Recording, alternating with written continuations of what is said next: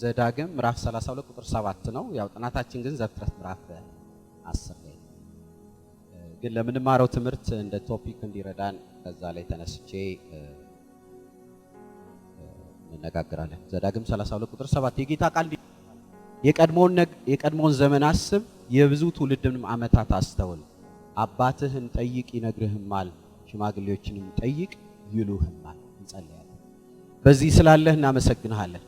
ገኘትህ የህይወት ጥራት ውጤት ሳይሆን የምሕረት ብዛት ነው። ስለራራህልን ስለደገፍከን በዚህ ያለህ በጌታ በኢየሱስ ክርስቶስ ስም እናመሰግንሃለን። በቤት መሆን የቻልነው ችለን አይደለም፣ ራርተህልን ነው። ልባችንን ወደ አንተ ያቀናው አንተ ነህ። ወደ ቤትም የሳብከን አንተ ነህ። በቃል ፊት እንድንቀመጥም የረዳህን አንተ ነህ። አቤቱ አምላካችን ብዙ ምስጋና ብዙ ክብር ላንተ ይሁንልህ። ከሚሰግዱልህ ጋር ከሚያመሰግኑ ጋር እንጨመራለን። በላይ በምስጋና ላንተ ክብር ላንተ ብቻ ይሁንልህ። ደግሞ እግዚአብሔር ሆይ እንጸልያለን። ቃል ማጥናት በዚህ ቤት ተጀምሯል። አቤቱ ጌታ ሆይ የቃል ክብር ከዚህ በላይ እንዲገለጥ ይህን ልብ አሳልፈ እንድትሰጥ በጌታ ስም ጸልያለሁ። የቃል ክብር በዚህ ቤት ይገለጥ። ቃል ፊደል አይደለም፣ ይሄንን የሚታየውን ግዙፉን ዓለም ያመጣ ብርት የሚገለጥበት ኃይል የሚገለጥበት ነውና የቃል ክብር በዚህ ቤት እንዲገለጥ በኢየሱስ ስም እጸልያለሁ።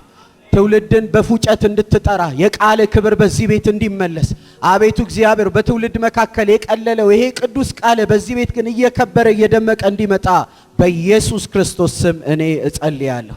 አቤቱ የማይደርቅ ምንጭን እንድታፈልቅ ከዚህ ቤት የማይነጥፍን ምንጭ እንድታፈልቅ ከዚህ ቤት የቃል ክብር እንዲገለጥ ሰው ከቃል ጋር እንዲጣበቅ የቃል ኃይል እንዲገለጥ በኢየሱስ ስም እንጸልያለን። ቃልን የሚያጸና መንፈስ በዚህ ቤት እንዲንቀሳቀስ ቃልን እየሰማን እያለ አጋንንቶች እንዲዋረዱ ቃልን እየሰማን እያለ በሽታ ከሰው ላይ እንዲነሳ ቃልን እየሰማን እያለ የማያምኑ እንዲያምኑ የቃልን ክብር በዚህ ቤት እንድትገልጥ በኢየሱስ ስም እንጸልያለን። የ40 እና የ45 ደቂቃ የአንድ ሰዓት ጉዳይ ሳይሆን ይሄ ቃል ሕያው ነው። ይሄ ቃል ክቡር ነው። ይሄ ቃል ይሰራል። እለምንሃለሁ የቃል ክብር በዚህ ቤት ይገለጥ። የቃል ኃይል በዚህ ቤት ይገለጥ። የቃል ግርማ በዚህ ቤት ይገለጥ። ኢየሱስ ኢየሱስ እለምንሃለሁ አንተ ምንጮይ ፍለቅ ተብሎ እንደተጻፈ አንተ ምንጮይ ፍለቅ። የቃል ክብር ምንጮይ ፍለቅ። በቃል ውስጥ ኃይል ይገለጥ። በቃል ውስጥ ክብር ይገለጥ። በቃል ውስጥ ፈውስ ይገለጥ። አይኖቻችን ይከፈቱ። ልዩ መንፈሳዊ ልምምድ ውስጥ ክተተን። ከልምድ አውጣን። ከስርዓት አውጣን። ክርስቲያን ከሚባል እንቅስቃሴ ውስጥ አውጣን። ወደ ክብርህ ክተተን። ወደ ኃይልህ ክተተን። መንፈሳችሁ ይከፈት። ጸልዩ። የቃሉ ክብር በዚህ ቤት ይገለጥ። የቃሉ ውበት በዚህ ቤት ይገለጥ። ራሳችንን እስከማናቅ ድረስ የቃሉ ክብር በዚህ ቤት ይገለጥ። ይሄ ቃል ሲከፈት ሰማያት ይከፈቱ። ይሄ ቃል ሲነገር እግዚአብሔር ይንቀሳቀስ። ቃሉን የሚያጸና መንፈስ፣ ቃሉን የሚያስፈጽም መንፈስ፣ ቃሉን የሚያደርግ መንፈስ በዚህ ቤት ይገለጥ። ሃሌሉያ ሃሌሉያ። እግዚአብሔር የዚህን ቤት እንቅስቃሴ ሽፍት እንድታረግ ጸልያለሁ። ወደ ተለየ ልምምድ ወደ ተለየ ክብር ሽፍት እንድታረግ ደመና በዚህ ቤት እንዲወድቅ ብዙዎች በዚህ እንዲጠሩ ሽፍት እንድታረግ ጠረናቸውን እንድትቀይር ውበታቸውን እንድትቀይር በጌታ በኢየሱስ ስም እኔ ጸልያለሁ። ይሄ ቤት ያንተ ክብር ቤት ነው። ይሄ የምትከብርበት ቤት ነው። ይሄ የምትሰራበት ቤት ነው። ይሄ እጅህ ያለበት ቤት ነው። ይሄ ግርማህ ያለበት ቤት ነው። ይሄ ውበትህ ያለበት ቤት ነው። እየተዘመረ በመንፈስ ሆኜ ጸልይ ነበር ቅድም እና ጌታ እንደዚህ ሲለኝ ነበር፣ ይሄ ቤት የምከብርበት ቤት ነው ሲለኝ ነበር። እንደ ቁጥራችሁ አይደለም፣ የእግዚአብሔር ልብ ያረፈበት ቤት ነው። እንደ ቁጥራችሁ አይደለም፣ ስሙኝ፣ የእግዚአብሔር ልብ ያረፈበት ቤት ነው። የሰው ሐሳብ ሳይሆን የሱ ሐሳብ የሚነገርበት፣ የሰው ምኞት ሳይሆን የሰማይ ምኞት የሚነገርበት። አቤቱ በዚህ ቤት ስለምትከብር በዚህ ቤት ስለምትደሰት አመሰግንሃለሁ። ኢየሱስ ጌታ ነው። ትልቁን ይዛችሁታል፣ ዋናውን ይዛችሁታል። ትልቁን ይዛችሁታል፣ ዋናውን ይዛችሁታል። ጌታ በዚህ አለ። አምላክ በዚህ አለ። የሚሰማ በዚህ አለ፣ የሚያረግ በዚህ አለ፣ የሚነቅል የሚተክል በዚህ አለ፣ ሐሳቡን የሚያስፈጽም በዚህ አለ፣ የሚሰራ በዚህ አለ። ኢየሱስ እሱ ጌታ ነው። አለ ጌታ ክብር አለ፣ እግዚአብሔር ኃይል አለ፣ እግዚአብሔር ውበት አለ፣ እግዚአብሔር ደስታ በዚህ አለ፣ እግዚአብሔር ሐሳብ በዚህ አለ፣ እግዚአብሔር ኃይል በዚህ አለ።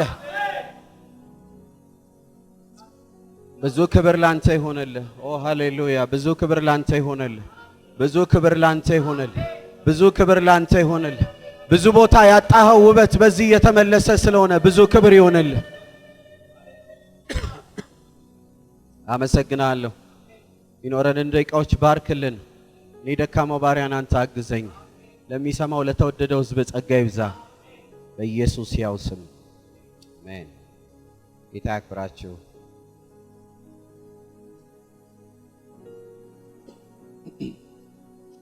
ዘፍጥረት ምዕራፍ 10 እና 11ን ቁጥር በቁጥር ለማጥናት ስለማንችል ሁለቱ ምዕራፍ በአንድ ላይ ለማጥናት እንሞክራለን።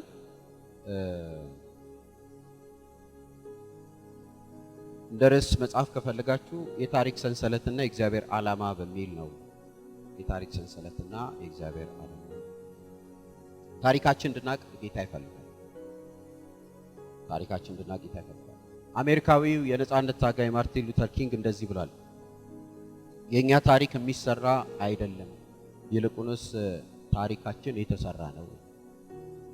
የቆመበትን ያለበትን የደረሰበትን ዞር ብሎ ሲመለከት የሰራው ታሪክ ሳይሆን የተሰራ ታሪክ። ዛሬም እኛ ያለነው በምንሰራው ታሪክ ሳይሆን በተሰራ ታሪክ። ወላጆቻችን በሰሩት፣ አባቶቻችን በሰሩት፣ እንደ ሀገርም ደግሞ በተሰራ ታሪክ ውስጥ ነው የምንቀመጠው። አንዳንድ ጊዜ በረከትም ቢሆን በተሰራ ታሪክ ውስጥ እንወርሳለን፣ እርግማንም ቢሆን በተሰራ ታሪክ ውስጥ እንወርሳለን። ደግሞ እንደምታውቁት ነው እዚህ ሀገር ብዙ የሚያበጣበጠን ነገር 100 ዓመት፣ 150 ዓመት፣ 80 ዓመት፣ 50 ዓመት የተሰራ ታሪክ። ለዚህ ነው ዶክተር ማርቲን ሉተር ኪንግ ሲናገር አሁን የምንሰራው ታሪክ የለም፣ በተሰራ ታሪክ ውስጥ ቆመናል። ሌላ ታላቁ የሥነ መለኮት ሊቅ ማርከስ የሚባል እንደዚህ ብለዋል ስለ ታሪክ ሲናገር፣ የባለፈው ታሪካችን መነሻችንና ባህላችንን የማናክ ከሆነ ስር የሌለን ዛፎች፣ ስር የሌለን በዚህ ብዙ የታደልን አይደለም። በተለይ አውሮፓና አሜሪካ ያሉ የቤተሰቦቻቸውን 100 እና 150 ታሪክ ጂኒኦሎጂያቸው ራሱ ከየት እንደመጣ በጥልቀት ተራው ቤት ውስጥ ራሱ በደንብ ያውቃል። ትላንትን ማወቅ፣ ታሪክን ማወቅ፣ የተደረገን ማወቅ፣ ዘርን ማወቅ ዛሬ ላይ እንዴት እንደምንኖር አቋማችንን ያስተካክላል።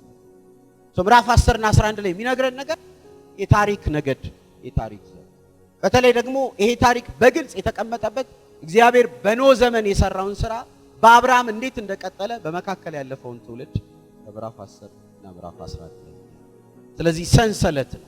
እስከ ኖህ አጥንታችኋል። እግዚአብሔር በዛ ውስጥ የሰራውን ታሪክ ሰምታችኋል። ከዛ አብርሃም የሚባለውን ታላቁን የእግዚአብሔርን ሰው ከመስማታችሁ በፊት ከኖህ እስከ አብርሃም የነበረው ታሪክ፣ ከኖህ እስከ አብርሃም የነበረው የአባቶች ሰንሰለት ምን ይመስላል የሚለውን ነው ምዕራፍ 10 እና 11 የሚለው። ስሞቻቸውን እያነበብኩኝ ዲቴል አልሄድም፣ ግን በዛ ውስጥ ያሉትን ስነ መለኮታዊ ኮንሰፕት ቴዎሎጂካል ሐሳብ ብቻ ነው ለማንሳት። አንደኛ እንድትይዙት ነው እያንዳንዱ እዚህ እስከ ምዕራፍ 10 ከቁጥር 1 እስከ 7 የምታያቸው ስሞች ደረቅ የሚመስሉ ስሞች ቢሆኑም ግን ሕያው ድልድዮች ናቸው። ደረቅ የሚመስል ስም ሊመስል ይችላል፣ ግን ሕያው ድልድይ። በጣም የሚገርመው በእግዚአብሔር መንግስት ውስጥ ዋጋ የከፈሉ ሰዎች እግዚአብሔር አይረሳቸው። አሁን እያንዳንዱን ስሙን ስታየው በእግዚአብሔር መንግስት ውስጥ የሚከፈል ዋጋ ቆጣሪው ይቆጥረዋል ማለት ነው። የኖህ የልጆች የሴም የካም የአፌት እያለ ትውልድ ይዘረዝራል። ለኛ ስናነበው ትርጉም ላይሰጠን ይችላል። ዛሬም በዚህ ቤት የምትከፍሉት ዋጋ ላይ ሁሉ ጊዜ ማሰብ ያለባችሁ ቆጣሪው ያለው ከላይ፣ ቆጣሪ ያለው ከላይ። አሁን ስማቸው ለኛ ፐርሰናሊ ትርጉም ላይሰጠን ይችላል፣ ለእግዚአብሔር ግን ትርጉም ይሰጠዋል። ከኖህ እስከ አብርሃም ያለውን ድልድይ ዋጋ የከፈለውን ትውልድ ሰማይ ይቆጥረዋል። ሚታይ ጃይንት የሆነ ነገር ላይሰሩ ይችላል። አሁን የሞተ ላያስነሱ፣ ትልልቅ ታምራት ላያደርጉ፣ እንደምናውቃቸው እንደነ አብርሃም እንደነ ይስሐቅ እንደነ ያዕቆብ ትልልቅ ፒላር ላያቆሙ ይችላሉ። ተራ የሚመስለው ህይወታቸው ላይ ግን ኪዳኑን ጠብቀው ስለሄዱ ድልድይ ስለሆኑ ስላስቀጠሉ ሰው አያውቃቸውም፣ ግን ሰማይ ያውቃቸዋል። ደረቅ ስም አይደለም ድልድይ ነው። ደረቅ ስም አይደለም፣ የእግዚአብሔር ሕያውነት መገለጫ። ለዚህ ነው አገልግሎትንም ክርስትናንም ስትለኩ ከምድር አትለኩ። ትንንሽ ኮንትሪቢዩቶች፣ ትንንሽ ማጠራቀሞች፣ ትንንሽ ለእግዚአብሔር ቤት የምናረጋቸው ነገሮች ሰማይ በደንብ ያውቃቸው። ምዕራፍ 10 ምንድነው ካለ ምዕራፍ 10 ሂስቶሪካል ብሪጅ ነው፣ ታሪካዊ ድል። ከምን እስከምን ነው ታሪኩን የሚያደርገው ካላችሁኝ ከኖህ እስከ አብርሃም ያለውን ታሪካዊ ድልድይ የሚፈጽምልን ምዕራፍ 10 እና ምዕራፍ 11። ሌላው ምዕራፍ 10 እና 11 ምንድነው ካላችሁኝ ሁለተኛ ለምጽፉ ትንቢታዊ ፍጻሜ ፕሮፌቲካል ፉልፊልመንት። የትኛው ትንቢታዊ ፍጻሜ ካላችሁኝ ምዕራፍ 9 ላይ እግዚአብሔር አምላክ ለኖህ የነገረው ትንቢት ነው። ምዕራፍ 9 ከቁጥር 25 እስከ 27 በኖህ ልጆች ላይ እግዚአብሔር የሚፈጽመውን ትንቢት ተመልክታችሁ። ያ ትንቢት እንዴት ተፈጸመ ካላችሁ ምዕራፍ 10 እና ምዕራፍ 11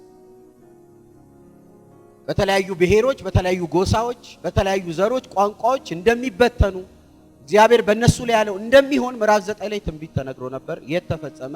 ምዕራፍ 10 እና ምዕራፍ 11 የትንቢት ፍጻሜ ሲሆን ታዩታል። ስለዚህ እግዚአብሔር አምላክ አብርሃምን ታሪካዊ አባት ከማድረጉ በፊት ከየት ነው የመጣው አብርሃም የሚለውን ታሪክ ለማወቅ ካስፈለገ ምዕራፍ 10 እና ምዕራፍ 11 ሂስቶሪካል ዳታ ይነግራል። ትንሽ ክፍሉን ስታጠኑ ከአጻጻፍ ዘይቤ አንፃር አንድ ማንሳት የምፈልገው ነገር የሕግ መጽሐፍ ሲጻፉ አንድ የሚጻፉበት ያጻጻፍ ዘይቤ አለ። ይሄም ያጻጻፍ ዘይቤ ምንድነው? ውጤትን ከፊት ለፊት አድርገው ምክንያትን ከኋላ ያለ። በጥልቀት የሚያጠኑ ሰዎች እንደሚነግሩን ምዕራፍ 11 ከምዕራፍ 10 ይቀርባል። ከምዕራፍ 10 ምዕራፍ 11 ላይ የነበረው የባቢሎን ታሪክ ግንባታ፣ ከዛ እግዚአብሔር አምላክ ወርዶ ቋንቋቸውን የደበላለቀው ታሪክ ከምዕራፍ 10 በፊት የተፈጸመ ታሪክ ነው። ከዛ ምዕራፍ 10 ላይ ስትመጡ ደግሞ የተለያዩ ቋንቋዎች፣ የተለያዩ ዘሮች ታያለ። እና ምናልባት ቤት ቁጭ ብላችሁ ስታጠኑ የምዕራፍ 10 ላይ ቋንቋ፣ ዘር፣ ነገድ ተቀምጦ ምዕራፍ 11 ላይ ደግሞ እንዴት ነው እንደ አዲስ እግዚአብሔር መጥቶ ቋንቋቸውን የደበላለቀው የሚል ጥያቄ እንዳይፈጥርባችሁ ያጻጻፍ ዘይቤው ምንድነው? ከፊት ለፊት ውጤትን አስቀምጦ ከዛ ደግሞ ታሪክን ወይ ደግሞ ምክንያትን ፖዝን አስቀምጦ። አንዳንድ ጊዜ ሂስቶሪካል መጽሐፍ ስታነቡ ገና ገጹ መጀመሪያ ላይ የዓለምን ካርታ ያስቀምጥና ወደ ውስጥ ገቡ ደግሞ ያንኛ ዓለም ጦርነት፣ ሁለተኛ ዓለም ጦርነት እያለ ያስቀምጣል። ልክ እንደዛ ነው። ምዕራፍ 10 ላይ የተበተነውን ዘር አስቀምጦ ለምን እንደተበተነ ደግሞ ምዕራፍ 11 ላይ ይመጣል። በጥናት ሂደታችሁ ላይ ጥያቄ እንዳይፈጠር ነው ይሄን ማሳሰብ። በዚህ ያጻጻፍ ዘይቤ ውስጥ ግን ትንሽ ቴዎሎጂካል ኮንሰፕት እናገኝ። ምንድነው የምናተርፈው ካለ አንደኛ የምናተርፈው ነገር እግዚአብሔር ሁሉ ጊዜ ትልቁን ቀድሞ ነው የሚያሳየን። ይሄ በጣም ይደንቅ። ትልቁን ፒክቸር ምዕራፍ 10 ላይ አይተናል። እግዚአብሔር አምላክ በተለያየ ዘር፣ በተለያየ ነገር፣ በተለያየ ቋንቋ ህዝቡን እንደበተነና በዛ በተለያየ ነገድና ቋንቋ ውስጥ እንደሚከበር ምዕራፍ 10 ላይ እንዴት እንደተበተኑ 11 ላይ ያሳያል። ምን እናገኛለን ከዚህ ውስጥ? ትልቁን ምስል ቀድሞ ጌታ ያሳያል። ትልቁን ምስል ቀድሞ ጌታ ያሳያል። ስለዚህ ዛሬም በህይወታችን ላይ ጥቃቅን ነገሮችን ጌታ ላይ ያሳየን ይችላል፣ ግን ትልቁን ፒክቸር ነው ቀድሞ የሚያሳይ። እጠቀምብሃለሁ፣ እሰራብሃለሁ፣ ለትውልድ አባት አደርግሃለሁ፣ ቤትሽን ባርካለሁ፣ ኑሮሽን ባርካለሁ ቢል ትልቅ ፒክቸር ነው ጌታ የሚያሳየው። ለቤት ግን ስንገባ በቀን 3 መብላት ችግር ሊሆንብን ይችላል። እግዚአብሔር እያንዳንዱን ዲቴል ወርዶ አይናገረንም። መጀመሪያ ምኑ ነው የሚያሳየን? ትልቁን ፒክቸር። ምዕራፍ 10 ላይ የምታዩት ይሄ ሁሉ ነገድ፣ ይሄ ሁሉ ዘር ትልቁ ፒክቸር ነው። ከየት መጣ? ከምዕራፍ 11። ሁለተኛ ከዚህ አጻጻፍ ዘይቤ ምን እናገኘኛ? ሞር ኦፍ እኔ አፕሊኬሽን ነው ለማድረግ የምሞክረው። ኢንትረስቲንግ። ሁለተኛ የሰው አመጽ የእግዚአብሔርን ዓላማ መቼም አያቆም። ምዕራፍ 11 ላይ የምናየው የሰው አመጽ ነበር። ትልቅዬ ባቢሎን ግንብ እንስራ፣ ሰማይ እንድረስ፣ እግዚአብሔርን እንሞግት የሚል የሰው አመጽ ነበረ። የእግዚአብሔርን ሐሳብ ግን ሊያቆም አልቻለም። ስለዚህ ሰው ሊያቆመው የፈልገውን የእግዚአብሔርን ዓላማ እግዚአብሔር ቋንቋቸውን በመደበላለቅ በኃይል ሲፈጽመው ታዩታላችሁ። ምን ማለት ነው? የሰው አመጽ የእግዚአብሔርን እቅድ መቼም አያበላሽ።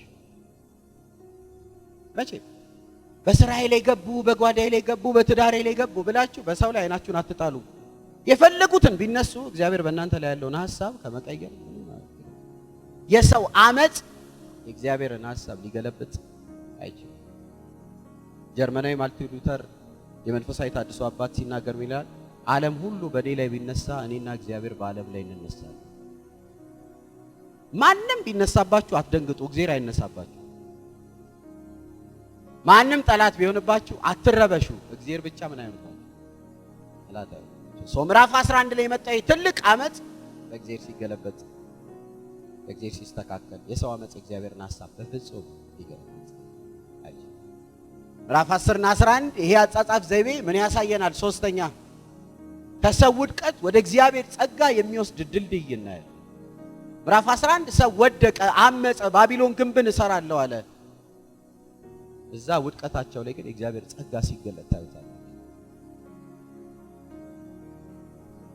ምዕራፍ 11 ላይ እንደዚህ የሚል ቃል አለ፣ ለራሳችን ስም እንስራ አለ። በጣም ይደንቅ ነው። ምዕራፍ 12 ላይ ደግሞ እግዚአብሔር ለአብርሃም መጣና እኔ ስምህን እገነባዋለሁ፣ ተው የነሱን ስም። ለዚህ ነው ከሰው ውድቀት የሚበልጥ እግዚአብሔር ጸጋ። ምዕራፍ 11 ላይ የራሳችንን ስም እንገነባለን ሲሉ በእኔ መንገድ ሂድ እንጂ አሉ። 12 ላይ እኔ አንተን ስም እንለዋለሁ እገነባለሁ። ስለዚህ በአመጽ ከሚገነባ ስም በእግዚአብሔር ፈቃድ ውስጥ የሚገነባ ስም ይበልጣል።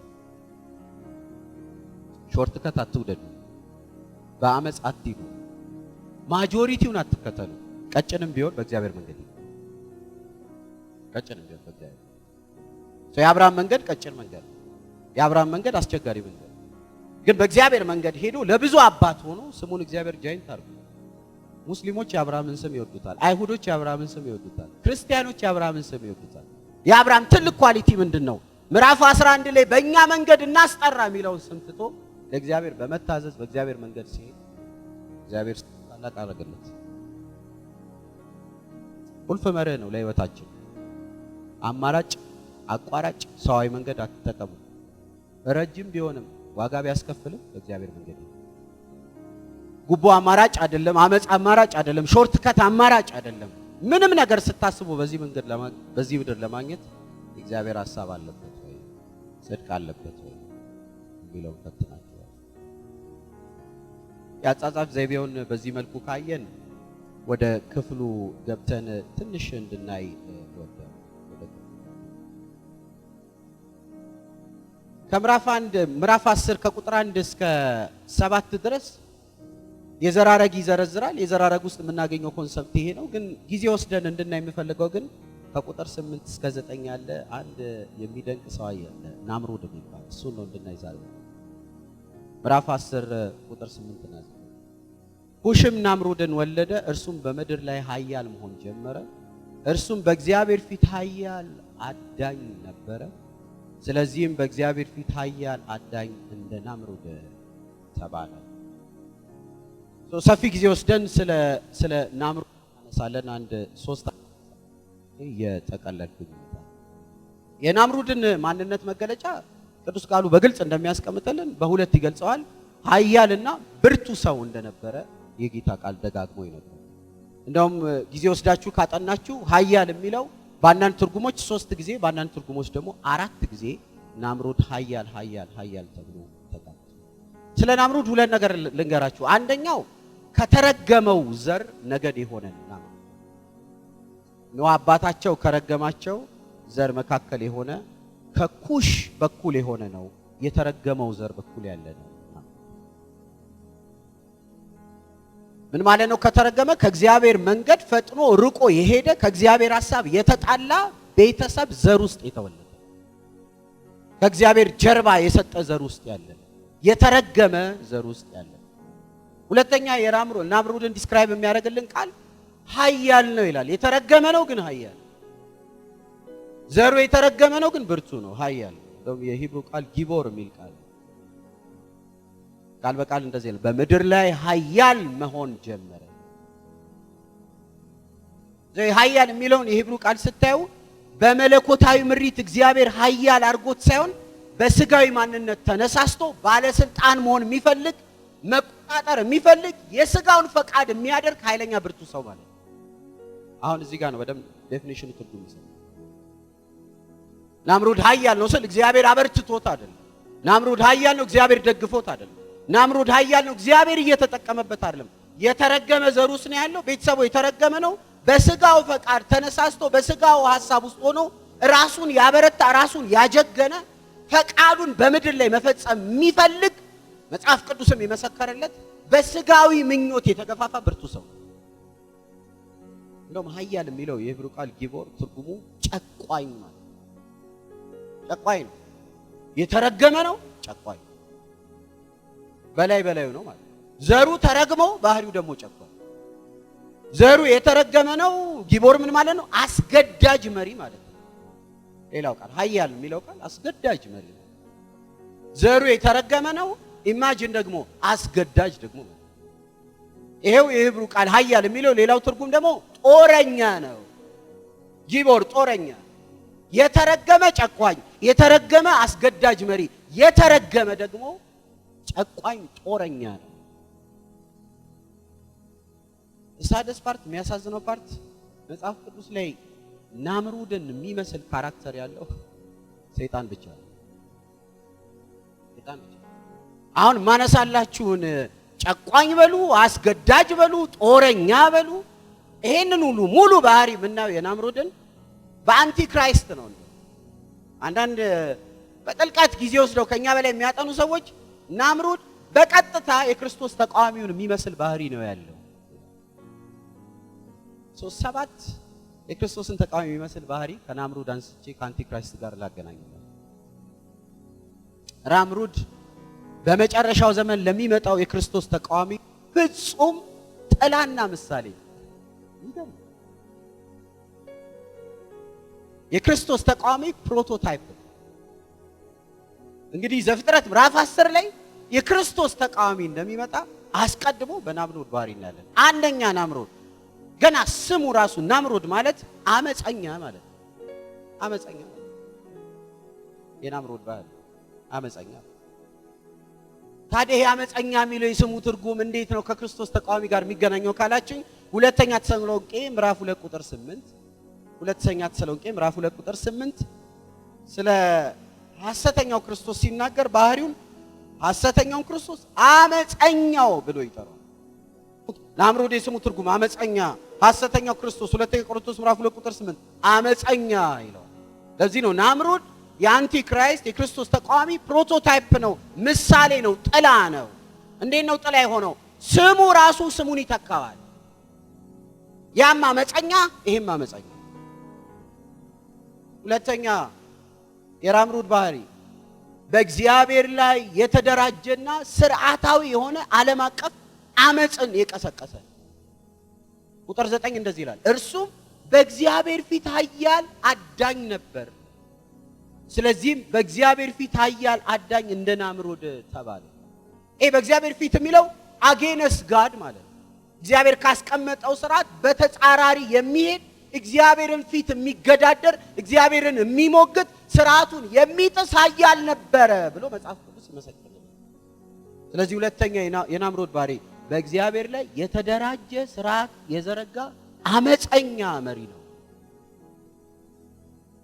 ጥላውን ደግሞ ስናይ ትንቢተ ዳንኤል ምዕራፍ 11 ቁጥር 36 ትንቢተ ዳንኤል ምዕራፍ 11 ቁጥር 36 ራሱን ከአማልክት ሁሉ በላይ ከፍ ያደርጋል፣ ፈጣሪንም ይሳደባል።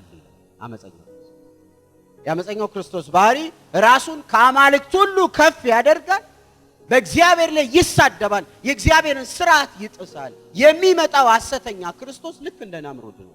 የእግዚአብሔርን ስርዓት ይጥሳል፣ በእግዚአብሔር ላይ ይሳደባል። አመፀኛ ናምሩድ የክርስቶስ ተቃዋሚ ጥላ። ሶስተኛ ለምጽፉ የናምሩድ ባህሪ ናምሩድ እዚህ ጋር 3 ጊዜ ደጋግሞ እንደሚለው ኃያል ነው ይላል። አንዳንድ ትርጉም ላይ 4 ጊዜ ሁሉ ታገኝ። ኃያል ምን ማለት ነው? በትረ ስልጣኑን በጉልበት ለመጫን የሚፈልግ አስጨናቂ ገዢ ነው። እግዚአብሔር መርቶት ቀብቶት በስልጣን ላይ የሚቀመጥ አይደለም። አመፀኛ ነው፣ ጦረኛ ነው። በትረ ስልጣኑን በጉልበት መያዝ የሚፈልግ ይሄ ናምሩድ ባህሪ። የክርስቶስ ተቃዋሚው ተመሳሳይ ባህሪ አለ። ሁለተኛ ተሰሎንቄ ምዕራፍ 2 ቁጥር 9 ይህንኑ ባህሪ ስለ ሐሰተኛው ክርስቶስ ይናገራል። እንደዚህ ይላል፣ በመምጣቱም በሰይጣን አሰራር በታላቅ ኃይል በሐሰት ድንቅን እያደረገ በብርታት ይገዛል። ሐሰተኛው ክርስቶስ በታላቅ ኃይል ነው የሚመጣው፣ ተቅለስልሶ አይመጣም። አስደናቂ ነገሮችን ያደርጋል። ሐሰትን እያደረገ በስልጣን በጉልበት መቆጣጠር ይፈልጋል፣ ልክ እንደ ናምሩድ። በነገራችን ላይ ሰይጣን እኛ ጉባኤ ውስጥ እንደሚጮህ አይደለም፣ ብርቱ ነው ታውቃለህ። ስለ ሰይጣን ያለን ቴዎሎጂ መስተካከል አለበት። ኢየሱስ ራሱ ስለ ሰይጣን ሲናገር የኃይለኛውን ቤት ሳታስቆም ኃይለኛ መሆኑን አክኖሌጅ አድርጓል እንጂ ጠቋራ ቦረንቲቻ 3 ጊዜ ጩህ ምናምን የሞተ ዶሮ ምናምን የሚያዞር ምናምን ብቻ አይደለም ሰይጣን። በዛ ልክ እንዳታስብ። ኃይለኛ መሆኑን የእግዚአብሔር ቃል ራሱ ይመሰክራል።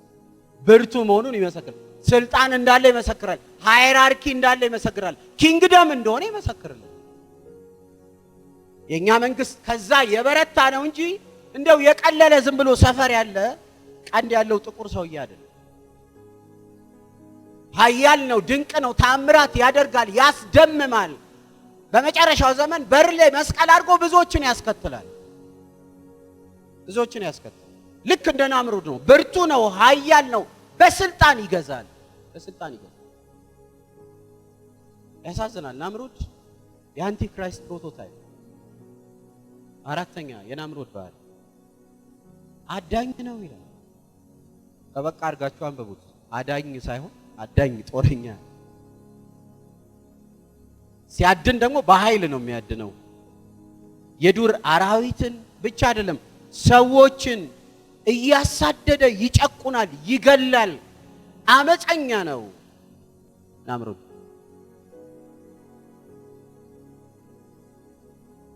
ሰይጣንም እንደዛ ነው። አንቲክራይስትም እንደዛ ነው። መዝሙር ምዕራፍ 5 ቁጥር 6 ይሄ አዳኝነቱን፣ ገዳይነቱን፣ ጭካኝነቱን ሐሰተኛውን ክርስቶስ ሲናገር እንደዚህ ይላል፣ ደመኛና ሸንጋይ ነው የሚል ቃል ታገኛላችሁ። ልክ እንደ ናምሩድ ነው አንቲክራይስትም፣ ልክ እንደ ናምሩድ ነው ሐሰተኛ ክርስቶስ። ናምሩድ ጨካኝ ነው፣ ገዳይ ነው፣ ደመኛ ነው። ሐሰተኛ ክርስቶስም ደመኛና ሸንጋይ ነው፣ ጨካኝ ነው። አስቀድሞ እሱን የመሰለ ነው ናምሩድ። አስቀድሞ እሱን የገለጠ ነው። አምስተኛ ናምሩድ ንጉስ ነው፣ ገዢ ነው። ገዢ ነው፣ ገዢ ነው። ንጉስነቱን ይነግረናል። ምዕራፍ 10 ቁጥር 10 ላይ ዘፍጥረት ምዕራፍ 10 ቁጥር 10 የግዛቱንም መጀመሪያ በሰናዖር አገር በባቢሎን ኦሬክ፣ አካድ፣ ካልኔ ናቸው ግዛት እንዳለው ይነግረናል። አምስተኛ ንጉስ ነው፣ ገዢ ነው ናምሩድ። መጽሐፍ ቅዱስ በግልጽ መዝግቦ ሐሰተኛው ክርስቶስም ንጉስ ሆኖ ይመጣል። ትንቢተ ዳንኤል ምዕራፍ 11 ቁጥር 36 መላው ምድርን ይቆጣጠራል፣ ንጉስ ሆኖ በዚህ ይነግሳል። ስድስተኛ መስሪያ ቤታቸው ራሱ ተመሳሳይ ነው። ሄድኳርተራቸው ራሱ አንድ ነው። የናምሩድ የመጀመሪያ ንግስና መስሪያ ቤቱ የት ነው? በባቢሎን ነው ይላል። በባቢሎን ነው ይላል። ራእይን አጥንታችኋል አይደለ? ከሩቅ እንሰማለን እኮ እያጠናችሁ መሆናችሁን እናንተ ብቻ የምታውቁ መስሏችኋል አይደል? እንሰማለን። ምዕራፍ 17 ላይ ደርሳችሁ ተነጋግራችኋል። ይሄ አመፀኛው አንቲክራይስት ሲመጣ በባቢሎን ይነግሳል ይላል። በባቢሎን ይነግሳል። ምዕራፍ 10 ቁጥር 10 ለዚህ የግዛቱን መጀመሪያ የሰናዖር ሀገር ባቢሎን አድርጎ ተመሳሳይ ነው። ሄድኳርተራቸው ተመሳሳይ ነው። መንገሻ ቦታቸው ራሱ ሰባተኛ የሚመሳሰሉበት ሰባት ሙሉ ራሱ ደስ አይልም? መጽሐፍ ቅዱስ ላይ ሰባት ምንድነው? ፍጽምና ምልክት አይደል? ፐርፌክሽን ሙሉ ግጥም ብሎ ነው ሐሰተኛውን የሚመስለው ናምሩድ ማለት ነው። ስድስትም አይደለም፣ አምስትም አይደለም፣ እንደው አስርም አይደለም፣ ልክክ ነው ያለው። ሰባተኛ ትዕቢተኛ ነው ናምሩድ። ታላቅ ሞቱን ዓለምን መቆጣጠር፣ መግዛት፣ ዝና፣ ክብር ምናምን የሚባሉ በልቡ አለ። ተመሳሳይ ሁለተኛ ተሰሎንቄ ምዕራፍ 2 ቁጥር 4 ሐሰተኛውም እንደዚህ ነው። እኔ አምላክ ነኝ ይላል በልቡ። ትዕቢት ሁለቱም ጋር አለ። የአምላክነት ባህሪ ምኞት ሁለቱም ጋር አለ። ሁሉን የመቆጣጠር ምኞት ሁለቱም ገዝቷቸዋል። ናምሩድ ልክክ ያለ ምሳሌ ሆኖ የተገለጠ የሐሰተኛው ክርስቶስ ባህሪ። በጣም ወዶ ሰባኪ ጆን ማካርተር ስለ ናምሩድ እንደዚህ ብሏል። በዚህ መጽሐፍ ጥናት ውስጥ ነው ያገኘሁት።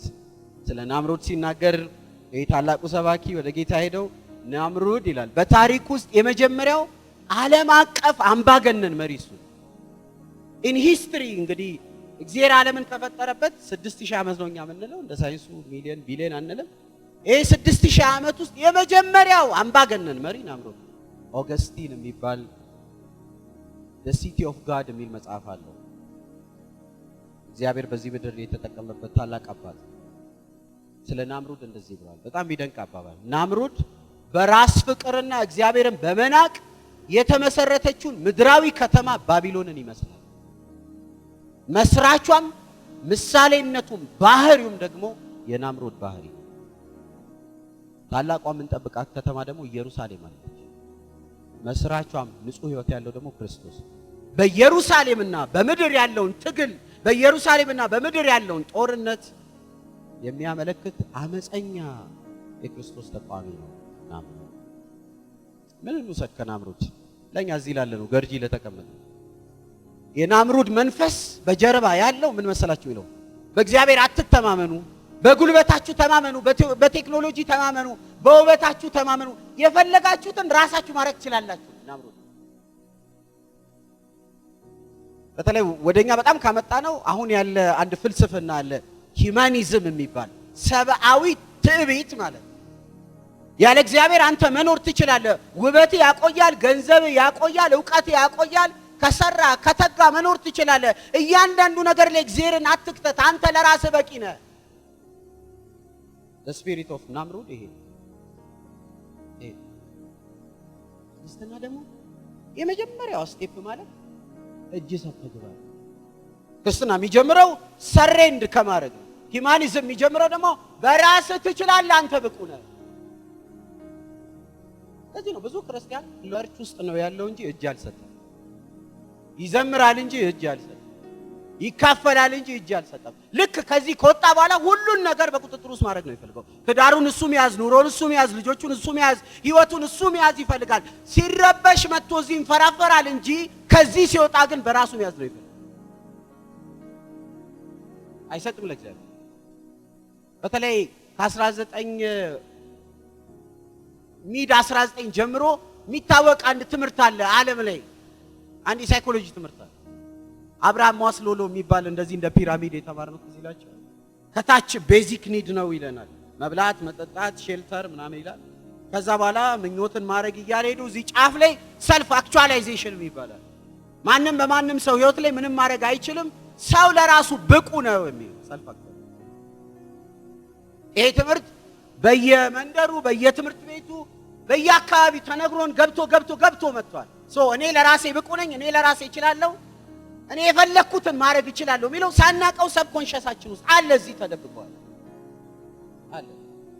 ክርስትናው ስንመጣ ደግሞ እንዳለ ነው የሚገለብጥብን። ገና እንደመጣ አንተ ምንም አትችልም፣ ጥለህ ግባ።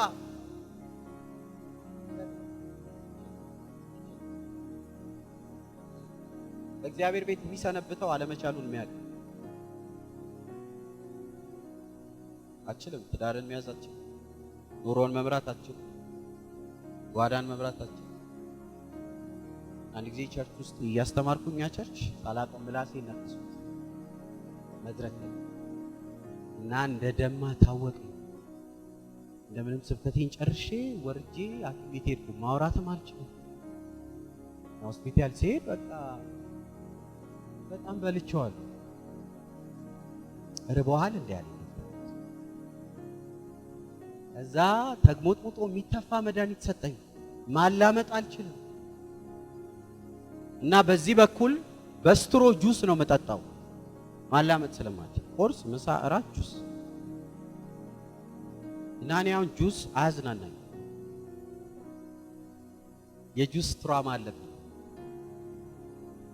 ቁርስ በቃ ኤርፎን እንደሚሰካ ሰው ስትሮ ሰክቼ ጁስ፣ ምሳ ጁስ፣ እራት። አንድ ቀን ያን ያላገባውም ከጓደኞቼ ጋር አድሬ ፍርፍር ይበላሉ። ጠዋት ጠቅላላው ፍርፍር ይበላሉ፣ እኔ ደግሞ ጁስ ይሻል። እነሱ ፍርፍር እያየው ነው ሲበላ የጎረምሳበታል እና አንድ ኳሌብ የሚባል ልጅ አንስቶ ጠቅልሎ ላጉርስ ብሎ ያው ለመቀለድ እኔ ላይ ሊያሾፍብኝ ሲያመጣ እንደማልበላ ያውቃል። ግን በዛ ሙድ እየያዙ በዛ ጨዋታ መካከል ዝም ብሎ አንድ ቃል እዚህ ጋር ልቤ ላይ ጠፋ። እግዚአብሔር ሳይፈቅድ የበላ ደስ ብሎትስ ተላን የቀመሰ ማለት ማንን? አሁን ማላመጥ ችሎታ ይመስላል አይደል? ኧረ አይደለም፣ ስጦታ ነው። በእውነት እኮ ነው። መዋጥ እኮ ችላ አይደለም፣ ይዋጥ ሲል ነው ከላይ ይዋጥ። ይሄን የሚያክል ጎርሷል ግን ይዋጥ ይላል።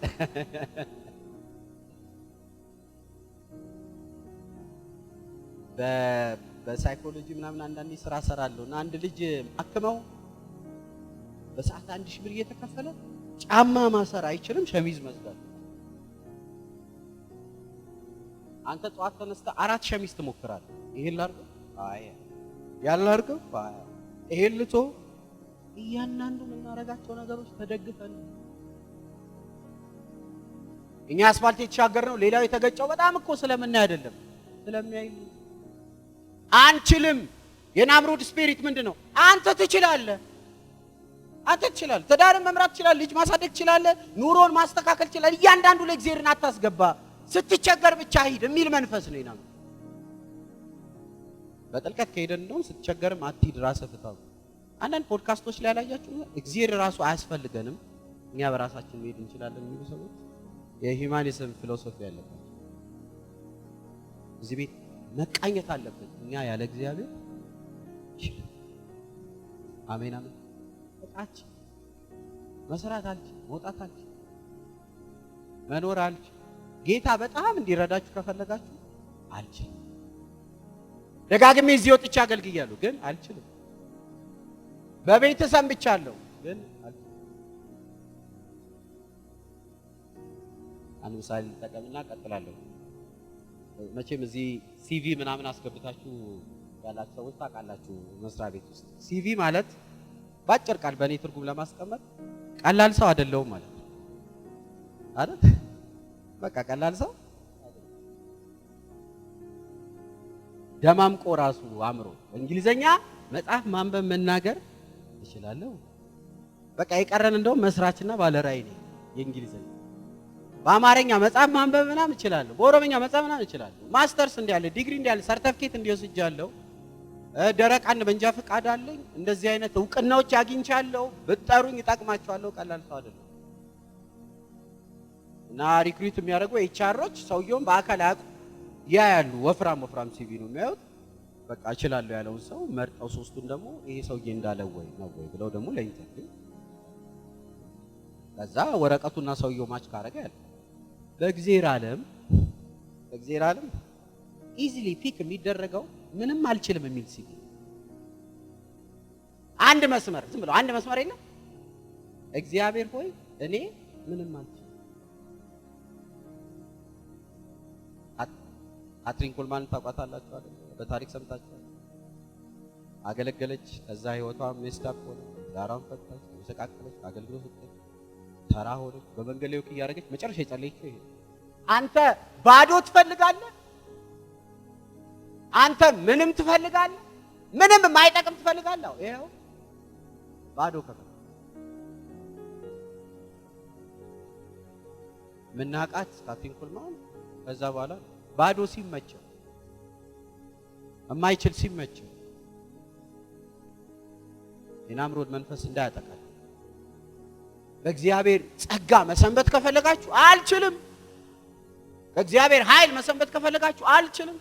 እግዚአብሔር ጸጋውን እንዲያሳድርባችሁ ከፈለጋችሁ ቅዱስ ጳውሎስ ላይ የምናየው እኮ ነው። ለክፍላችን ጨዋኑን ብለን ነው እኔ የምመካው በድካሜ ነው እኮ።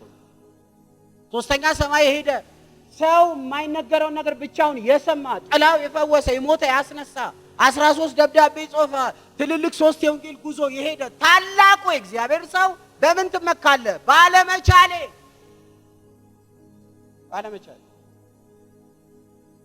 ብዙ ሰው በእግዚአብሔር ቤት ሲቆይ ድምፁን ሲያወፍር ከአገልጋይ ጋር ሲቀራረብ የቤቱን መውጫና መግባት ሲያቅ እዚህ መድረክ ላይ ሲቆይ እግዚአብሔርን አውቆ ይጨርሳል እና ሲንተባረር ሲኮፈስ ገና ያኔ ደህንነት ላይ የነበረችዋ መንበርከኪያ ሁሉ ጠፍቶበት የመጸለያ ጠፍቶበት ቅርጽና ቮካብለሪ ይዞ ኃይል አልባ ሆኖ ቤት ውስጥ ተቀመጠ።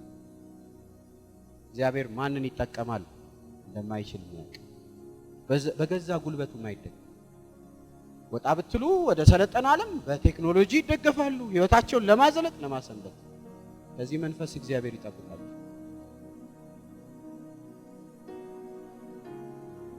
መጨረሻ ጌታ ዛሬ የሚላችሁ ይሄ ነው። እንደ ናምሩድ በጉልበታችሁ አትደገፉ። እንደ ናምሩድ በሀብታችሁም አትደገፉ። አካውንታችሁ ውስጥ ያለው ነገር ራሱ ቀልባችሁን አይወሰድ። በስራችሁም አትደገፉ። ልባችሁ ትዕቢተኛ እንዳይሆን ግን በኢየሱስ ክርስቶስ ፊት ቤታችሁ፣ ኑሯችሁ፣ ዳራችሁ ያላችሁ ነገር አንበርክኩ። ከእሱ ጋር ህይወት ዘላቂ ሆነ። ጸልይ።